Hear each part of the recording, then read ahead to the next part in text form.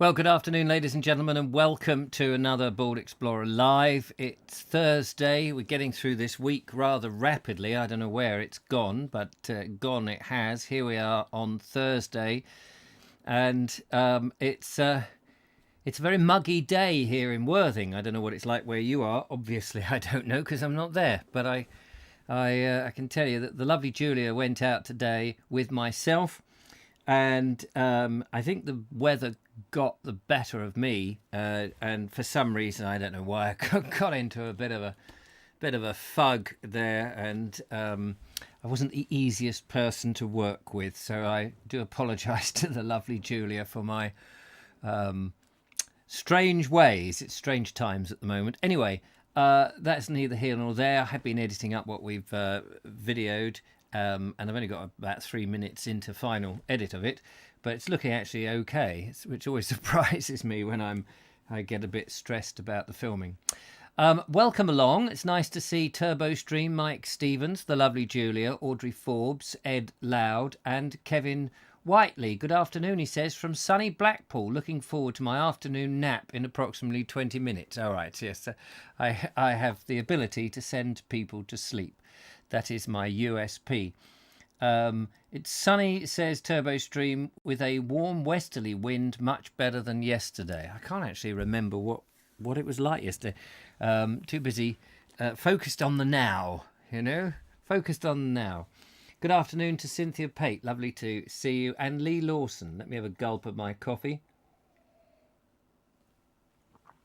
And thank you to the recent to the people recently buying mugs and various things. The old Bald Explorer mug is available on the website at www.baldexplorer.com. I've noticed there's been a couple of sales there. I don't actually get a huge amount of money from the sales, but it's lovely that people have a memento of the show, and when they have troubles with me or issues with me, at least they can throw the cup against the wall and in utter disgust. Oh, very rainy yesterday. Oh, yes, it was, wasn't it? That's right. Yes, it didn't really go out. So we are continuing. We're on chapter 6. This is a chapter called Cottages.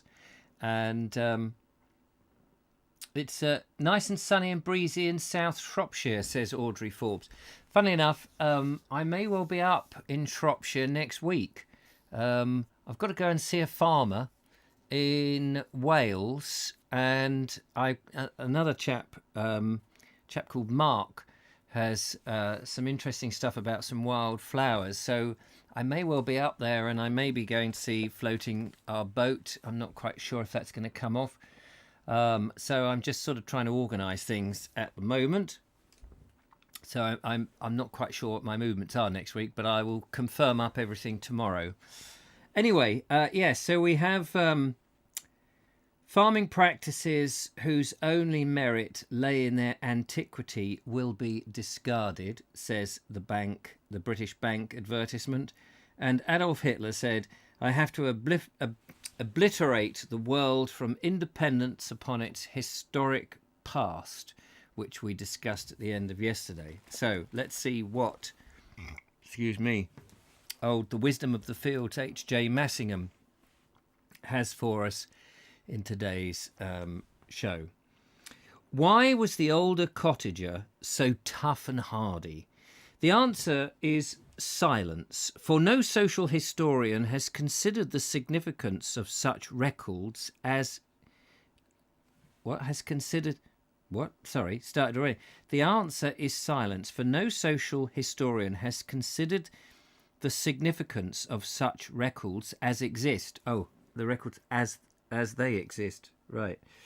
Yet a very large proportion of our older cottagers live to a ripe old age after a lifetime of arduous labour, and in spite of such evils as fevers and insanitary conditions and rheumatism from constant exposure. A friend, for instance, tells me of a Worcestershire dame of 91 who ran a small farm herself and at the same time brought up a family of 12, besides adopting 5 other children. She made every variety of home wines and was famed for her mushroom catsup, whatever that might be. Ordered to dress the meadow which provided her mushrooms with chemicals during the last war, she refused, but the field was forcibly fed. It has bred no mushrooms since. Isn't that interesting? Last year I heard of a Sussex woman, 109 years and 5 months, who had worked hard all her long Old Testamentish life. On the day of her death, she went down to the chicken run to feed the fowls and then dropped dead. The men of Arnhelm died no better. So it's interesting, actually, that this woman says that, or the story of this woman who was told to put chemicals on her field, and then those ancient mushrooms never grew anymore. I don't know if anyone saw, I put a post on the Board Explorer page, actually, that Raymond Blanc is in the news saying that he reckons allergies and aversion to certain types of food is a bit faddish. And he puts it down to the chemicals and the monoculture and the extensively farmed way our food is produced. I didn't tell him to say this. And he thinks that that's why people have got more allergies. They're eating all this processed food and they're not eating... It also says it's down to provenance, i.e. local food again. It's fascinating how this keeps coming back.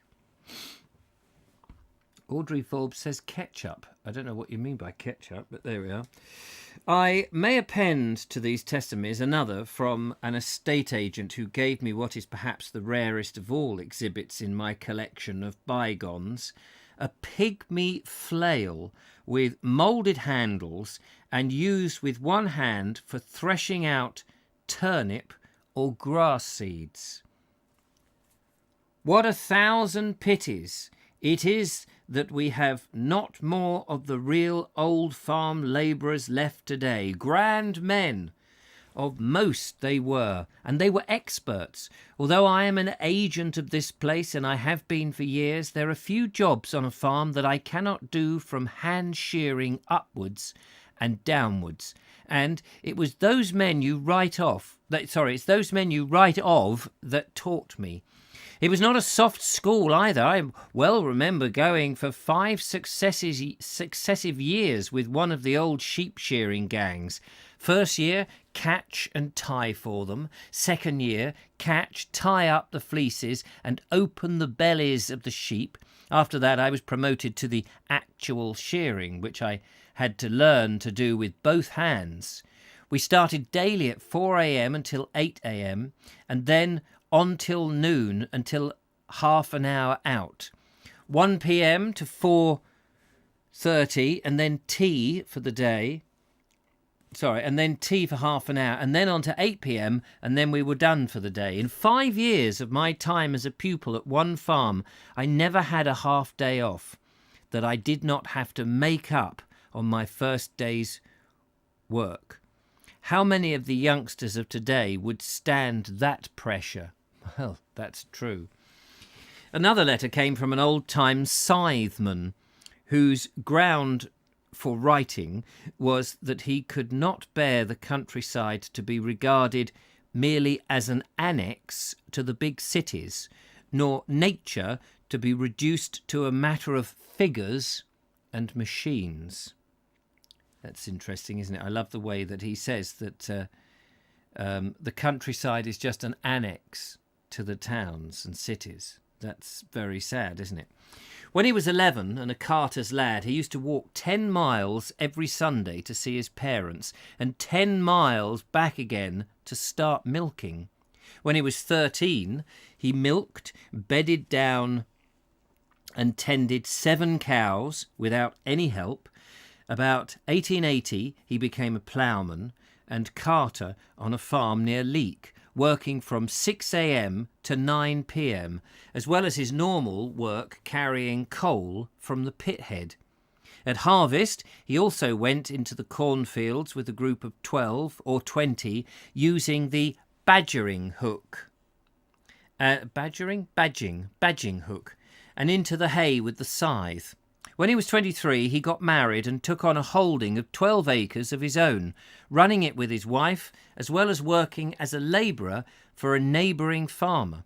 In off times, he used to break 4 tons of stone a day at the parish quarry. He cleaned dykes and preferred the rate of 2pence the rood of 8 yards than that of 8 shillings a week, because he could make more. Once a week, he used to walk 6 miles to the Leek market, carrying a basket with 200 eggs in it on one arm, with 12 pounds of butter on the other. Such examples could be multiplied indefinitely by research into books, but the old memories, into books on the old memories of cottagers. But I shall give you one more because it concerns Harry Rogers of the last chapter. His father, Tommy, was a poacher in the picturesque tradition of the 19th century countryside. He drank nothing but beer in almost fabulous quantities, never wore an overcoat, and lived hale to 82. They, as Edmund Blunden has written, were the men of the pith, and through whom the cities never called. I believe that one of the reasons for the robust longevity of the old folk was the survival of pride and satisfaction in work after their nurse, personal ownership, had been taken from them by the enclosures. They, in their turn, depended upon the vitality of the small, more or less self-supporting, local community, which was also long a-dying. I quote a letter received from a Greek weaver of tapestries, carpets and brocades. It gives an oblique glimpse of the kind of independence, self-support and worthwhileness in work that drew cottage economy from Cobbett. My father was a fruit grower in Greece, where I was brought up, and this hereditary and upbringing have left their mark. I revisited Greece many times since, and it saddens me to see all the changes that have taken place, especially during the last 20 or 30 years. In my childhood, the peasants' arts, though declining, were not yet dead, and in my father's youth every single item of food was produced on the parental farm, and all the textiles and the household requisites such as soap, candles, etc. were made in the home. There were no shops in the town, only workshops, and articles like furniture, pottery, hardware and utensils of all kinds were ordered and brought on the site when they were made. Itinerant vendors supplemented or supplied the needs of the smaller householders. A primitive way of life?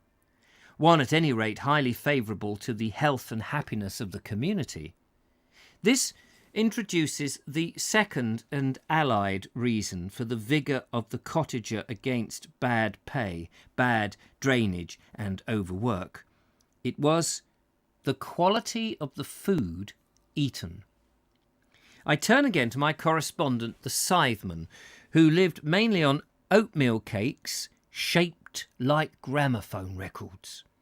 Every cottage has its own bake stone or bake oven for baking the oatmeal, which was eaten with homemade butter or cheese.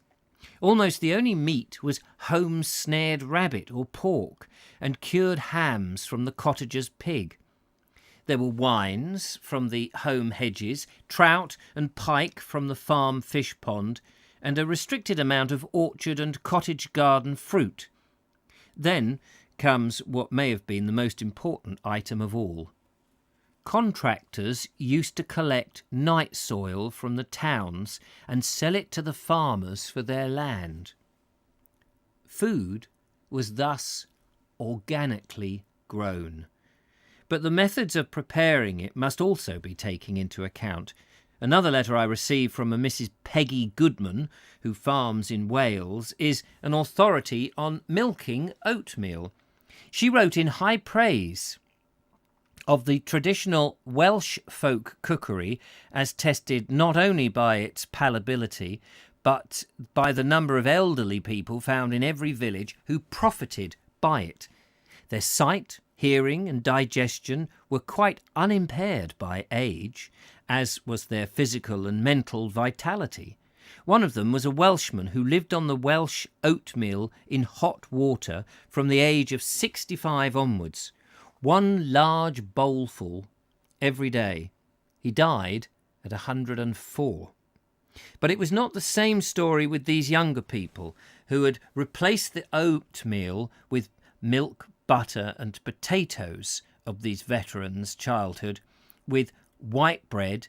Oh, sorry, yes, I see. But it was not the same with the story with the younger people who had replaced the oatmeal, the butter and milk and potatoes of the veterans' childhood with white bread, margarine and tea. It is based on his own observations on these benefits of physical health and psychological sanity derived from it. That's quite interesting, isn't it? So much for the individual cottager between his time and ours. But Cobbett's appraisal of the past was based on his cottagers having formed self-supporting communities. The enclosures, he said, had produced effects so injurious that those responsible for them might begin to suspect that the dark people were not so very foolish when they had so many common fields, and when almost every man had a family, had also a bit of land, either large or small. A letter to me from the local historian Dr. W.G. Hoskins describes the Leicestershire village of Wigston, Magna, as an example of a free and self-governing cottager community. It was composed mainly of peasant proprietors without a resident lord since Doomsday, or even earlier. They made their own bylaws for village and field, managed their own church and its finances, ran their own guild, and in short did everything for themselves and were an absolutely independent community. Their mode of life, he added, was a civilization in the best sense of the word. Had Cobbett been alive today, he would still have found many smallholders, but only a minority, practising subsistence husbandry, and that incompletely. He would have found only one village, Laxton. Now, Laxton is interesting. Laxton in Nottinghamshire, where the system of common fields survived in conjunction with family holdings. Laxton in Nottinghamshire, somebody sent me a link to that recently, and they still practice, somewhat of a novelty, I think, and sightseers come to see it, the open field system. He would have become aware of a strong movement in high places for the dispossession of the smallholder as uneconomic, and the absorption of his plots in large-scale economic units. A final instalment of the enclosures. Yes, that's true. So this monoculture, this large farm, these great big sways where they've dug up the hedgerows and got these enormous fields, 20, 30 acres big. That is, as it just says there, the final instalment of the enclosures.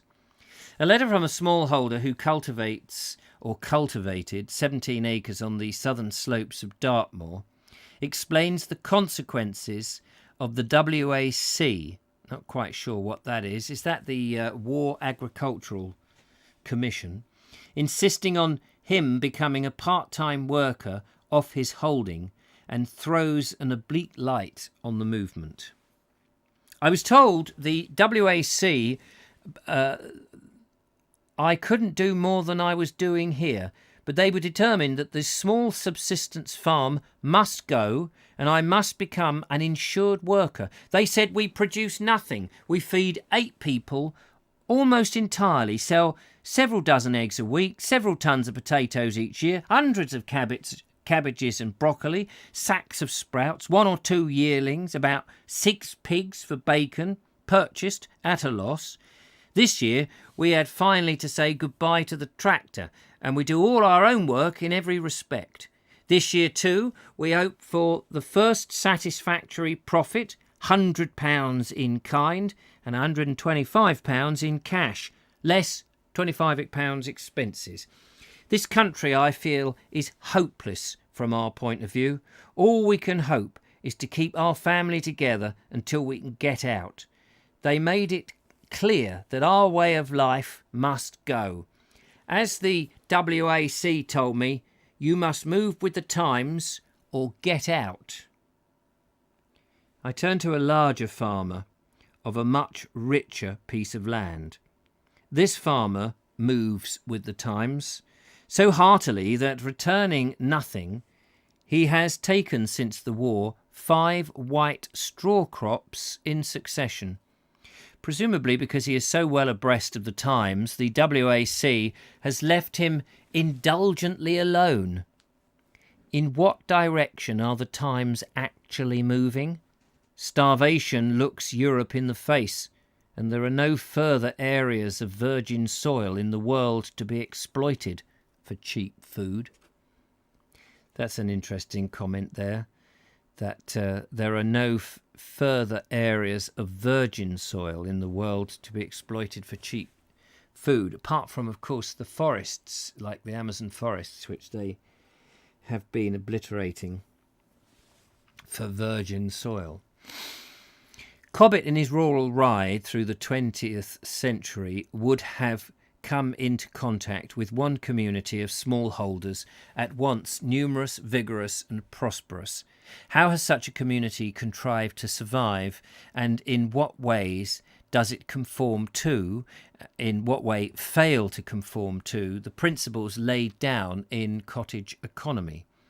Does it fulfil the first mission of the smallholder to provide a good living for his family from his own production and sell his surplus, preferably to the neighbours, as provisions for a rainy day? Or, like the farmer above, does it sell everything off the holding in exchange for cash? Are the holdings mixed? Do the wives bake and cure bacon and pursue the domestic crafts? Have they, by this wholesomeness of living, achieved something like a local and cooperative democracy like that of Wigston? If so, how can it maintain itself in the face of an economic system that aggravates the evils Cobbett saw in his earlier phases? The example comes from the Vale of Evesham, and the answer to these questions is mixed. But one answer is unequivocal. The smallholders of the Vale, living side by side with market growers of bigger acres, are not depressed by them, owe their flourishing condition not to the soil, as is erroneously supposed, but to a very ancient system of land tenure, the Evesham custom. It was created not by the enlightenment of squire or lord of the manor, but the old commoners themselves. The present system of tenancy is directly founded upon it. My knowledge of both the history of the Evesham smallholders and their present life and economy is derived from my own explorations of the region in the 1930s and from my old friend Mr. C.H. Gardiner, clerk to the district council. Good cultivation in the Evesham region goes back as far as 700 AD, when the monks of Evesham established themselves, not only market gardening and fruit growing, but the smallholder. All the records of the borough reveal that the small master thrived there for more than 1,000 years under the open system. Then came the enclosures, and down he went. But when farms became vacant in the Depression after 1874, the landlords, remembering the consequences of the past, cut them up and let them to the labourers. Opportunity was given of cultivating their new farms according to the counsels of cottage economy. They took it and became entirely self-subsistent. They used only family labour and lived on what they produced. they were heartened in this epic struggle by two signal advantages. One was the frequent presence of Joseph Arch in the neighbourhood with his programme of small independent mastership. The other was the survival of the Evesham custom of their forefathers. This gave the small man two securities and incentives. One was a very unusually generous valuation of tenant right, which enabled him to profit by intensive cultivation of and improvements to his land. The other was the power of nominating a new tenant to his landlord, who, if satisfactory, was bound to be accepted. This meant that notices to quit were, and are, rare. The equally unusual enlightenment of the County Council and the Small Holdings and Allotments Act of 1908 had the effect of ratifying and extending the encouragements of the custom. So that's fascinating sequence, isn't it? Yet in the borough, the average holding per man is only 7.5 acres, and the average peasants rarely cultivate more than 20 to 40 acres. There are few landless, and even the casual labourers tills a small plot. The wife shares her husband's self-respect and independence herself by earning on the land. House pride, and so the housewifey crafts like jam making, wine and cider making and other domestic arts are normal. I guess we would see that as a little bit sexist, but hey-ho. The social relations between master and workman retain the old friendliness and familiarity there.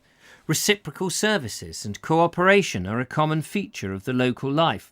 In the spring of this year, 1945, for instance, 30 of these smallholders, including a soldier on leave and a boy to hand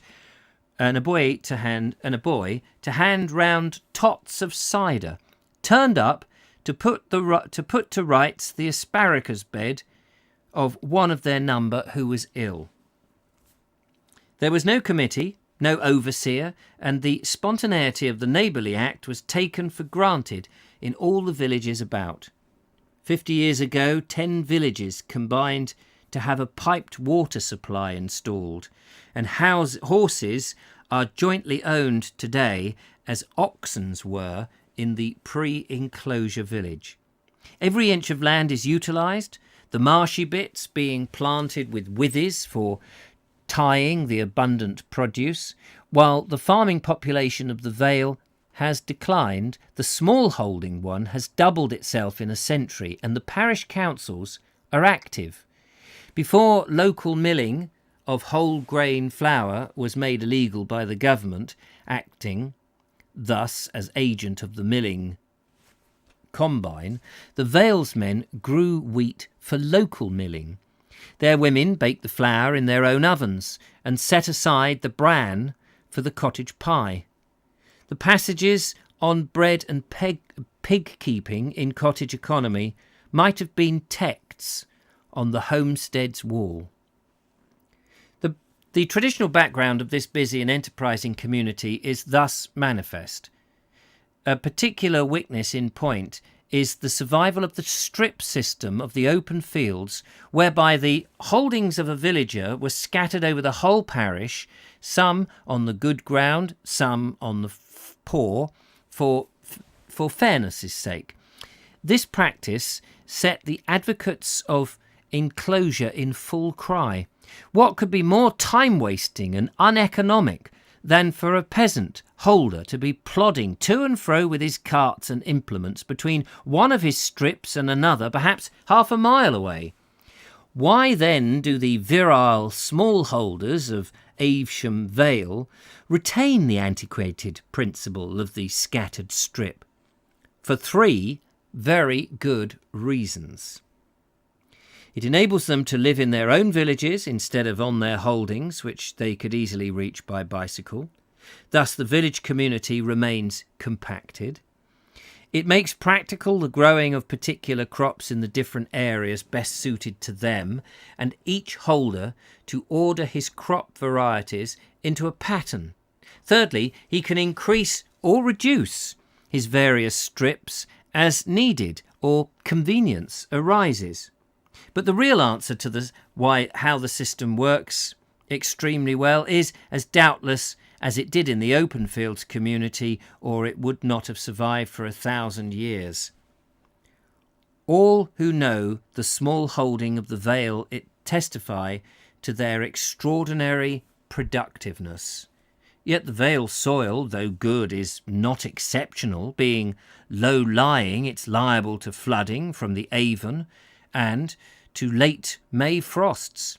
Part of it is clay land, which requires the continuous working that only the peasant or his descendants gives to it, and part of the much lighter river terrace soils were liable to be affected by drought. Mr. Gardner told me that a smallholder showing a party round remarked, "The soil's got nothing to do with it. You could dump us anywhere in England, and in 2 years we would have adjusted ourselves to the local soils and other conditions, and we would be on our feet." A.H.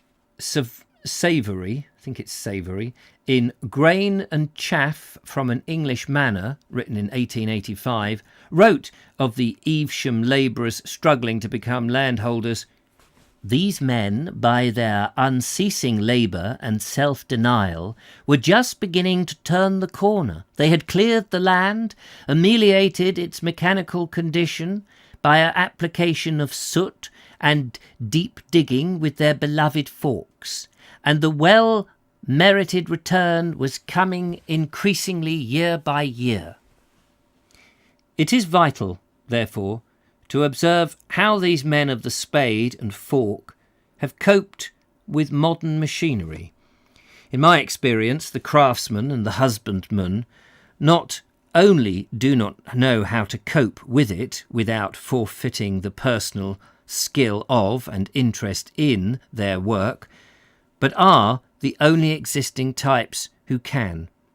The Valesmen use a small motor cultivator, which is in fact nothing more than a power-driven beast plough. I have one of these in my collection of agricultural bygones.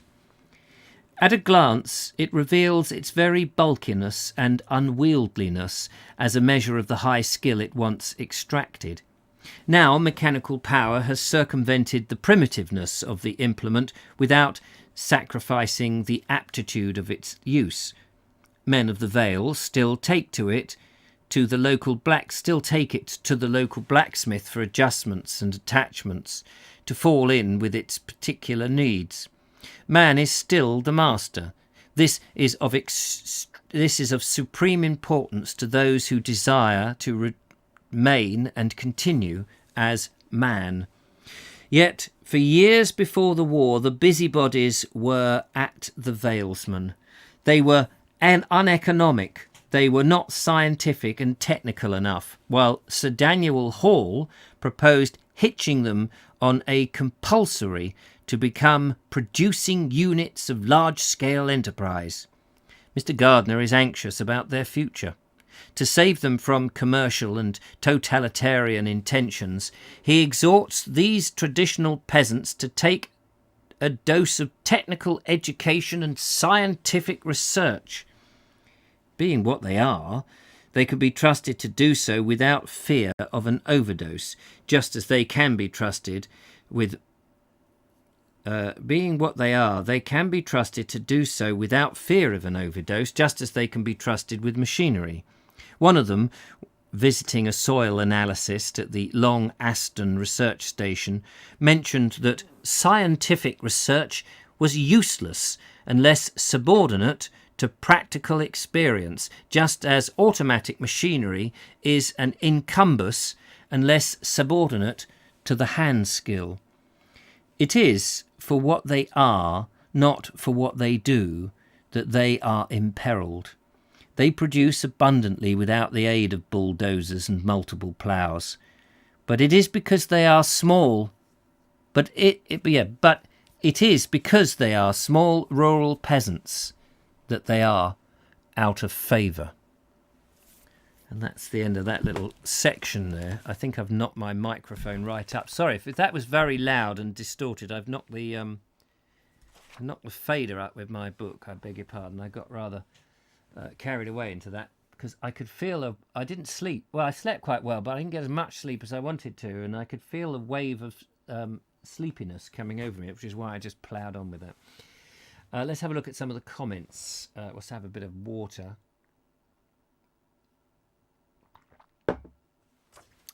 Graham Cass says, never come across a supermarket filled with Cycle Bay. Michael White says, walking is the best form of exercise. Edward Moulding says, good afternoon. Kevy says, not if you've got a dodgy knee, it isn't. I would like to live in a place like this village, says Cynthia Pate. Yes. Is Laxton where the apples come from? I dare say they must get apples in Laxton. I don't know. The enclosures sent a lot of people to the US, says Cynthia Pate. Is that true?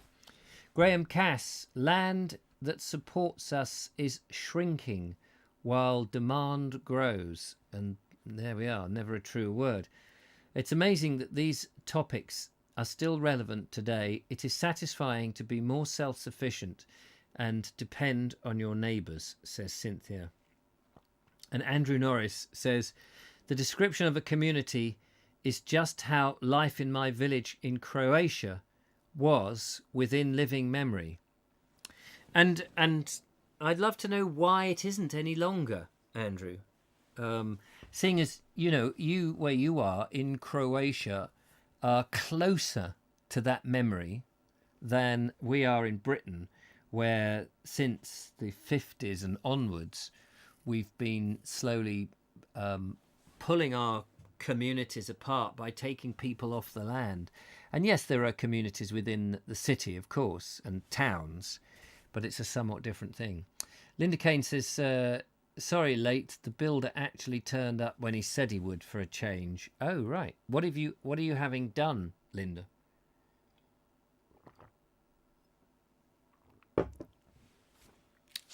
Right, we will do a little bit more.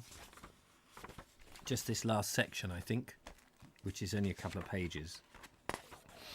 And then we will pause. Yet their marketing has become contrary to that of a peasant economy, for they have perfected an elaborate system of exporting their product. Their markets are distant as well as at hand, and the urban merchant has more dealings with them than the local distributor. Alternatively, a commission agent sells their produce for them and I'm speaking of the days before control of prices, gets what he can for it. These agents, pivoted on the central markets, including Covent Garden, usually appoint a local representative and sometime passes before the growers even know what prices have been attained for their fruit and vegetables. Yet so strong is the cohesion of this peasant community that mutual confidence between the agent and the smallholder is the rule. Even so, they could hardly have survived the modern system of profitable export at the expense of self-sufficiency without some measure of self-protection.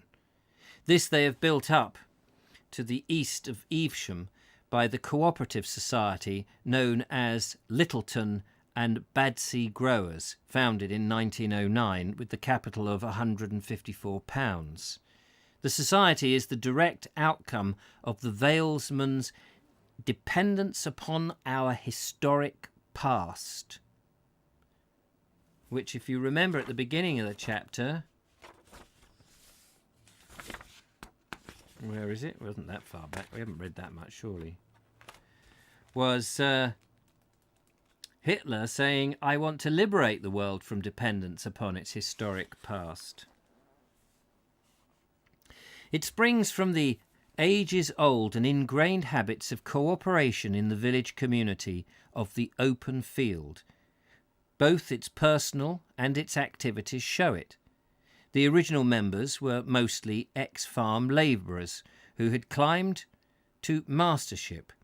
It closely represents the interests of the smallholder by undertaking his purchasing and marketing affairs. It supplies him with the equipment he needs, relieves him of business and clerical data, and runs an advisory and intelligence service on the most remarkable crops. On the most marketable crops. It even, to some extent, stabilizes prices by large advanced contracts with the big buyers and processors. It cultivates land of its own and arranges trial vegetable plots. Free of the methods of coercion and regimentation proposed by Sir Daniel Hall, the members are under no obligation to sell any of their produce to it. The society is, in short, a kind of buffer state between the smallholders and the market. Consider to what he was and is exposed in the predatory open market. Some figures given by Mr. Hugh Quigley in 1944 reveal how the producer, especially the small one, is penalised. In the years between the wars, the price gap between producer and consumer for every pound of fruit was twopence or threepence. In 1944, the distributor's margin in all the items of soft fruit was only a trifle lower than the prices paid to the producer. For a pound of loganberries, for instance, the grower received sevenpence and the middleman 6.5 the consumer paying 1 shilling and 1.5 pence. Since these prices were fixed by the Ministry of Food, it is clear that the go-between is fattened at the expense both of the consumer and the grower. In many classes of produce, 100% margin between the growers and the retailers' prices compels the former to sell at or below the cost of production, especially if he be a small one without reserves. Well, that just sounds like he's dealing with supermarkets, doesn't it? The moment the small valesman risked himself in this export market, he became subject to the fluctuation of prices which, between 1921 and 1932, brought wheat down from 21 shillings and twopence to 5 shillings and 5 pence per hundredweight, barley from 25 shillings and twopence to 8 shillings and 10 pence per hundredweight, oats from 19 shillings and 10 pence to 6 shillings and 6 pence per hundredweight. He came into contact with a system whereby one villager sells a lettuce to another via Covent Garden, and plum jam made at Frochester in the South Cotswolds is sold by order to a firm in Pershaw, the plum centre of Worcester. Isn't that, well, there you go. I mean, that's exactly what is still going on, and I love the way he's written that here. A system whereby one villager sells a lettuce to another villager via Covent Garden. And that's, take out Covent Garden and put in supermarket. And that's basically what is going on. Instead of just nipping across and buying it direct, one villager is growing something and is selling it to another villager through the middleman, who's taking almost 100% profit by the looks of things here. Newcastle produces coal, so carry it there. By this canon of profitable export, the self-sufficiency upon whose rock the small holdings of the Vale were founded becomes economic defeatism. The staple of their production is fruit and vegetables, and now, to a lesser degree, dairy products. Into what a cosmic gladiatorial show of competition were they caught when they stepped into the arena for the markets for the protected foods. Before the Great Wars began, one London firm was receiving 20,000 cases of eggs per week from Austria, Russia, Romania, and Galicia. In 1 year, we got from Russia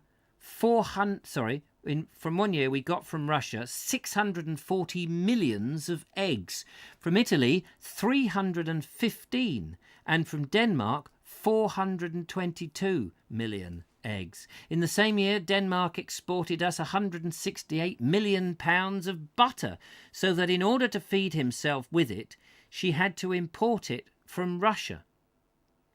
The next year, France exported to us 2,256 tons of fresh vegetables, 1,000 tons per day of potatoes from St. Malo alone, and from one region, 2,000 packets of parsley. Even the Argentine joined in by exporting fruit and rabbits to us, whose fruit rotted on the trees and pastures were rabbit sick. Between 1920 and 1939, 2 cargo and 2 passenger boats plying between Boulogne and Folkestone discharged in one season 2,500 packets of fresh foods per hour. The cream of this progressive economy appears in another item from St. Malo. In one year, this port sent us over 773 tons of blackberries. And while the foreign bees buzzed about their native flowers to satisfy this gigantic system of sponging, the hedges met across our fields, So the hedges met across our fields. Oh, the hedges grew right across the fields. I see what he's saying. Our gates fell off their hinges. Our producers were in pawn to the banks, and our countryside in rags. So he's saying that there we were with this government system producing in a dire state where our farms were desperate to grow stuff, and yet we were just importing it from all around the world because it was supposedly cheaper and also, I guess, easier. I don't know. It is one of the wonders of unwritten history that the small valesmen could possibly stand up to such a hurricane of price cutting and underselling. How did they? And this is this little clique of people that managed to get by, whereas everybody else didn't, by retiring when times were at their worst, within their inner citadel, the fortress of the family's subsistent holding. In other words, they fell back upon the principles of livelihood as advocated in cottage economy, the victory of their grandfathers, the strength of their fathers, and their own refuge from the financial furies of economic warfare. Being still peasants by blood and in the size of their holdings, they reverted to peasants by practice. It's because in their modern enterprises they kept the road back from falling into disrepair that they survived a period which has proved to be an ice age for the small independent man. So what I take from that is that because they were in the middle of nowhere, in their little bubble, they could survive by growing their own stuff for themselves and their locality, whilst the rest of the network had now become reliant on overseas production. But to compete in the Covent Garden markets, and I guess now when we say Covent Garden, we're meaning supermarkets. This seems to be the system of the day, isn't it? But to compete in the Covent Garden markets entailed specialised cash cropping, while mass producing these crops turned over their holdings to factory methods. So complex and delicately poised are the relations between crop and stock on the self-supporting farm, however small, that to tamper with a part of it is to dislocate the balance of the whole.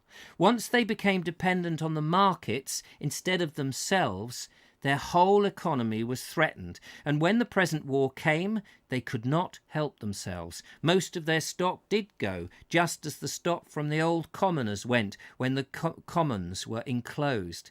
They have had to export more than their surpluses, and the cash they received in exchange was no return to the land. The holdings of the Land Settled Association have been called horticultural suburbs. The long lines of council houses, stringing village to village in the Vale of Evesham, are the reflection of an inward change from a rural towards an urban mentality. The spirit of the place is departing, and it was the impact of place upon person that created the Evesham custom. An old Spanish proverb runs, "Take what you will, said God, but pay for it." This is not to imply that the Valesmen have gained the world by the aid of, but in the end, the loss of their traditional integrity. They still provide their families with all the vegetables they need, and they have a healthy taste for plenty. There are few who do not grow a patch of potatoes which are not for sale. Again, they retain the prue of misshapen buds of asparagus for home consumption. They are too small or slender for tying into good class bundles for export, and from the point of view of flavour, many of the growers prefer this prue to the full-sized buds. The preparations at the pot for a Sunday dinner retain something of the solemnity of the rite, still more so if the meat is a home-cured pig, and the pig has by no means become a bygone little like the pot of corn. Yet a timeless mixed substance husbandry cannot be accommodated to the economies of the dealer and the broker, nor satisfy the insatiable demands of industrialism without paying for it. Something has to go. What go as always are the intangibles which have been the great reward of such husbandry, quality and fertility. It is reward, but it is also its foundations. When Lewis had a flourishing local market, it issued a report in 1925 on the value of a cheap local supply of fresh vegetables and fruit. A letter I received from a railway solicitor may be placed beside it. The food in the canteen is the worst I have ever seen anywhere, and all the peas come out of tins, and all the soup is made of bisto. Everyone from the chief engineer of the railway downwards complains of the food, but deficiencies are put down to the restricted imports and wartime conditions. When I suggest that enough food could be produced locally, I am regarded with wild incredulity. Food is produced by the hotels and catering departments, who must purchase it from London through the usual channels. By interlocking their traditional economy with this ephemeral one, the smallholders of the Vale inevitably forfeit the quality which, with independence and security from destitution, prompted cottage economy. A constant supply of fresh foods is the condition of health. Local marketing, the condition of that supply, and both the conditions of quality.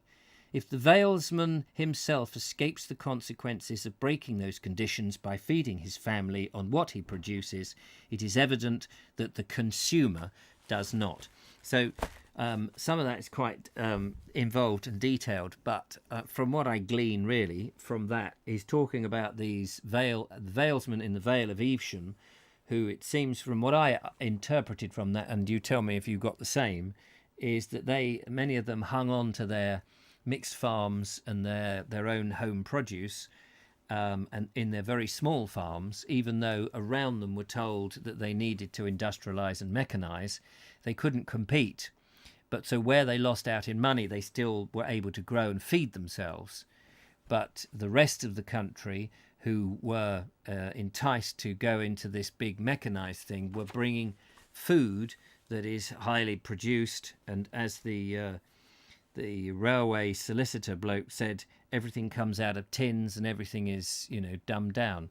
And you can't help feeling that this is right at the very beginning and was a warning cry to what has subsequently happened. I'm pretty confident now that I've got secured an interview with a chap called Patrick Holden. You can look him up on YouTube and on the internet. Patrick Holden, who is a farmer who believes in mixed farming, and he thinks that we need to go to the supermarkets and demand that we have local food. and that's the only way we'll change the system, is making the supermarkets the buyers of food, and the purveyors who will place it out for us and have the power, if we as consumers en masse make the demand that we won't have the mass produced highly intensive stuff. And I think his name's Guy Watson from Riverford Foods. I've been watching a lot of him on YouTube. He has rants. If you look for Guy's rants on YouTube, he is the head, well, he owns, or well, it's now owned by the employees, Riverford. And his rants are very interesting because he talks about all the stuff that I've been reading, not only in this book but in other books that I've been talking about. You know, it's I'm not just making this up because I've read a couple of books. There are people out there who intensely feel that the food is wrong. And as I said before, Raymond Blanc, or whatever his name is, the French, is he French, Greek, whatever, chef, the Michelin award-winning chef, who claims that people with allergies get more people, something like 65% of people have food allergies now. And he puts this down to highly mechanized, the monoculture, the lack of minerals and nutrients. Again, I keep getting this now echoed at me, but not by, little YouTube channels who are just moaning about it like I am, but actual people in the industry who are saying exactly the same, that our food that is dished up in the supermarkets contains nothing of value, and that we need to be looking at old ways of farming and putting the nutrients back in naturally. But I know people will say, oh, you're just reading books and you're just doing that, you don't know nothing. So that's why I'm trying to go out and interview. I want to see if I can get this guy Watson on camera. He's down in Devon. I'm going to email him to see if I can get an interview with him as well, and try and get some of these high profile people on camera to help get this message out and try and work out what the answer is, because I think we've got to get more farmers, small mixed farming, back supplying local, because there's just not enough of them. Let's just have a quick look at the comments before I go. Thank you very much for listening. Linda Kane says, having had the work I done at great expense 6 years ago. Oh, this is what you're having done. I'm not quite sure what it was, actually, because I missed that. I started reading again. So people are talking about that. Think cancelled in COVID times. During this pandemic, it seems that governments have done little to preserve the food chains. Well, I was rather hoping that actually during the lockdown that people were going to be visiting their local, or demanding from local farms that they supply them directly rather than through supermarkets where people would have to bathe in COVID, where they would meet more people, because that seemed to be the only place where you were going to meet people, because everyone was allowed to go to shops. He don't like Western influence was one excuse.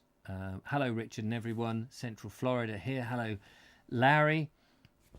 Happy birthday to Clint Brook, 48 today. Happy birthday to you, sir. Ed Loud says, fascinating stuff.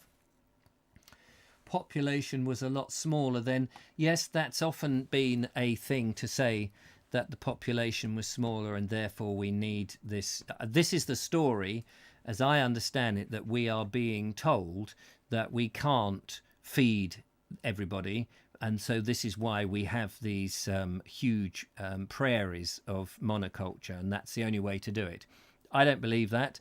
And the books that I've read, and yes, I know they're books that I have read because I am not an expert, so therefore I'm reading around the subject. But other people, such as Colin Trudge, have said, well, that's not correct. Because and he's done the sums, and he presents them in a book, Social We Reach, and says, even if what is the population at the moment? 6 billion?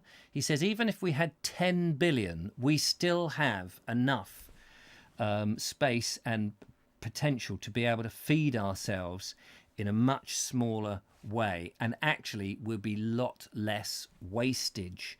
A lot of the food is wasted in this big mechanized way. So it's, yes, there are more people, but we've got to get more people back on the land and have that connection. That's his point.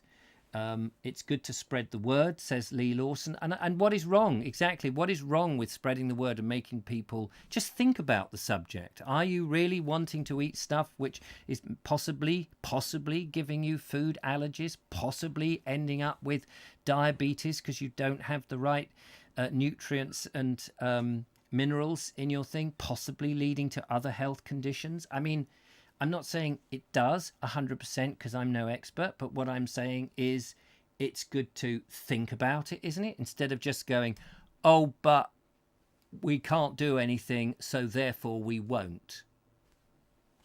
You know, golly, imagine that in 1940 when the Nazis were across the channel trying to get to us.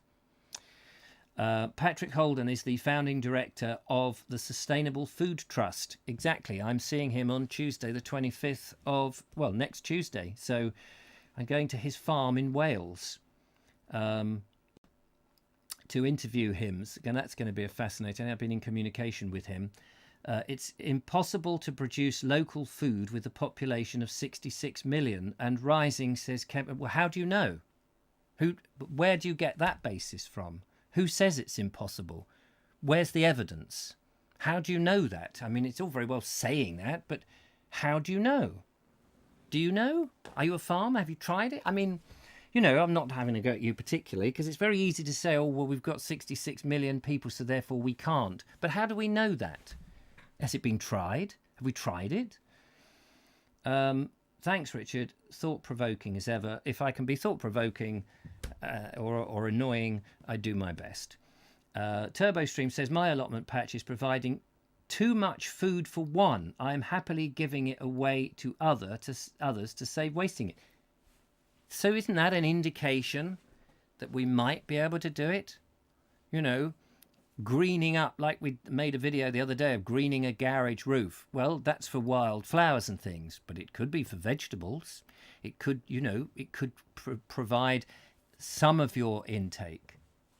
I don't know that it's impossible, and it was certainly a lot more healthy.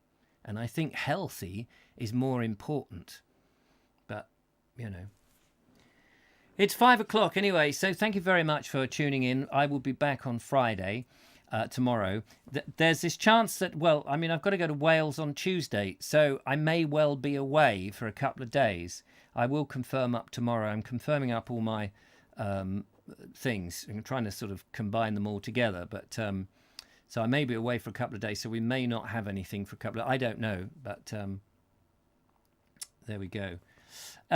Look after yourselves, and thank you very much for watching. It's fascinating to read something from 80 years ago or 75 years ago or whatever it is, and to gauge how relevant it is today. Look after yourselves. I will see you tomorrow. Take care. Have a good afternoon or early evening, whatever it is. Bye-bye for now. Bye-bye.